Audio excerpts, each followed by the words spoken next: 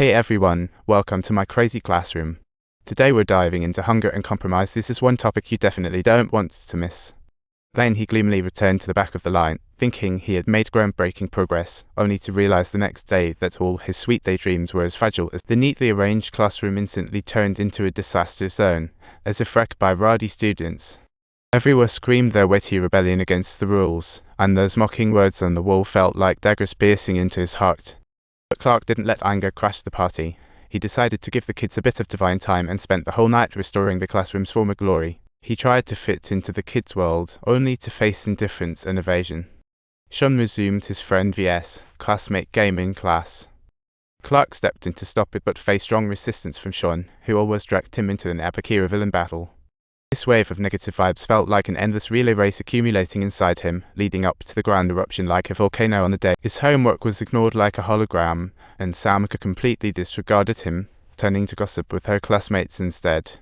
Suddenly, the classroom felt like it had lost power. Students stared slack-jawed, and Clark realized he had totally bombed and had no idea how to wrap things. Helplessly, he grabbed his bag, muttered, "I admit defeat," and left the class head devoted himself to.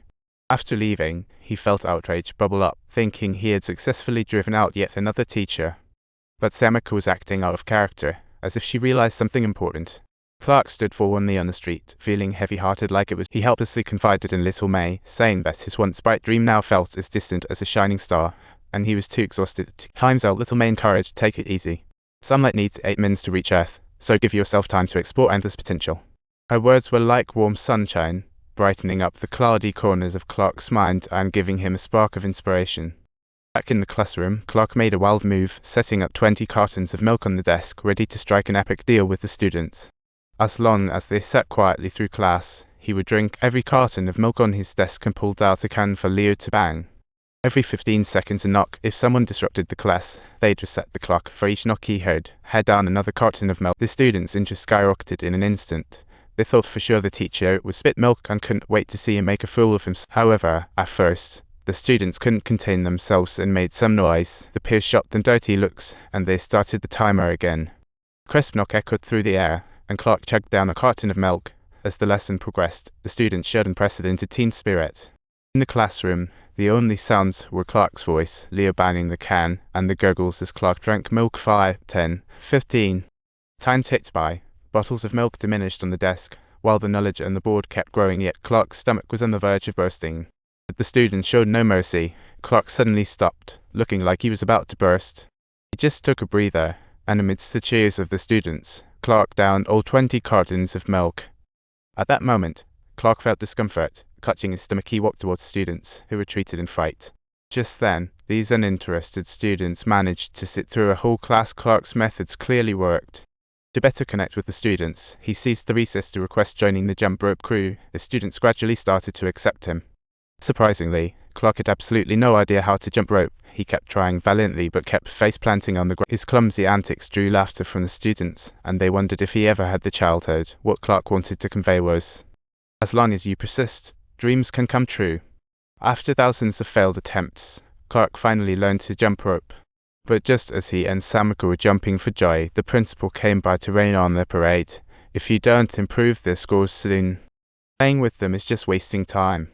The principal's words were like icy wind, yet Clark's faith burned bright like sunshine. He bravely argued with the principal, "I will help every single student pass the grade on the May entrance exams. If not, he'll leave it all up to you." Back in the classroom, Clark prepared an awesome cake for the students and gently reminded them, "Some might still judge you with old eyes, but I know each of you is growing. If you don't want to be laughed at anymore, come and light a candle. Use light to dispel darkness, determination to unleash potential, and grace to earn respect." His words deeply inspired the students. They stepped forward and lit the candles on the cake, and the shimmering light symbolized the determination to change, believing in this uniquely different teacher. This teacher would lead them to create miracles, and in future classes, the previous chaos faded, replaced by the strong thirst. However, stiff textbook words are dull, making everyone sleepy. Clark tried to solve it but was distracted by upstairs music. But this distraction sparked an idea in him. He came up with a fun method by turning textbook knowledge into a rap song, transforming into a rap artist for his class with some swift classroom learning. We start from Montana. The first president and presidencies in the War of Independence. This killer rhythm hooked the students instantly, and the classroom atmosphere ignited in seconds.